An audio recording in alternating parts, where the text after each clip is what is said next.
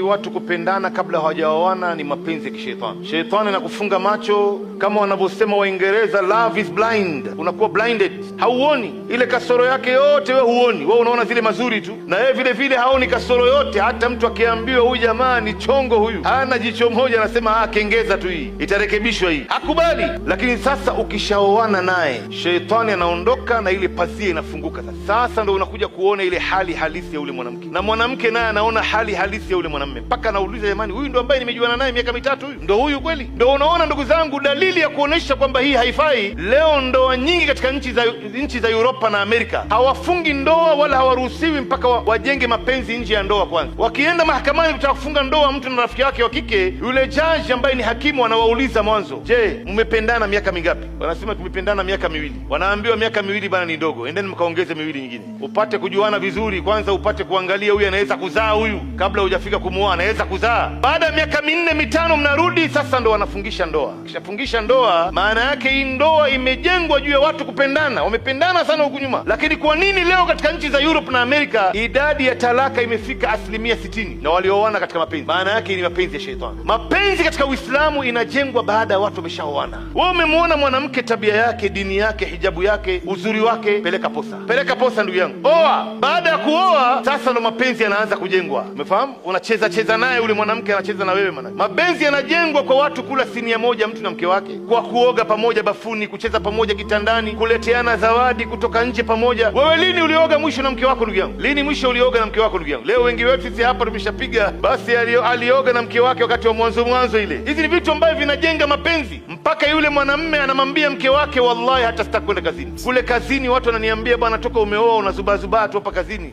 umepewa nini wewe? Na ule mke naye anamwambia mume wake, wallahi mimi lao ingilikuwa ni amri yangu nisingekuacha uende kazini. Nyumba inavyokuwa giza ninavyokupenda mimi, na ni mwezi mmoja tu, mapenzi ya halali hii. Lakini hii nyingine ya sheitani hii, ndugu zangu, ndio unaona hizi leo talaka imekuwa nyingi, na wengi wa watu wamependana, wamejuana nje ya ndoa, haina amani hii. Na ikiwa wewe hasa utakuja kufanya naye kitendo, huyu utamwamini vipi tena baada ya ndoa yako? Ikiwa wewe umefanya naye kitendo hata kama ni kumbusu tu, hauwezi tena kumwamini. Unatoka nyumbani unakwenda kazini, huko na wasiwasi ataweza kuchukuliwa na mwingine pia, na yeye pia hakuamini wewe. Anajua kama ulipomchukua yeye ndio pia anaweza akamchukua na mwingine kule. Sasa unakuta kila siku ni nyumba ni vurugu tu, vurugu. Sasa nyinyi vijana, unapopata mwanamke, mambo ya kupendana kabla mjaoana hii hakuna. Kupenda ni ndani ya moyo wako, lakini ile mambo ya kupigiana simu tena kuchukua contact ni kufungua mlango wa shetani. Peleka posta, iwekwe tarehe, ndoa ifungwe, tuanze kujenga mapenzi kuanzia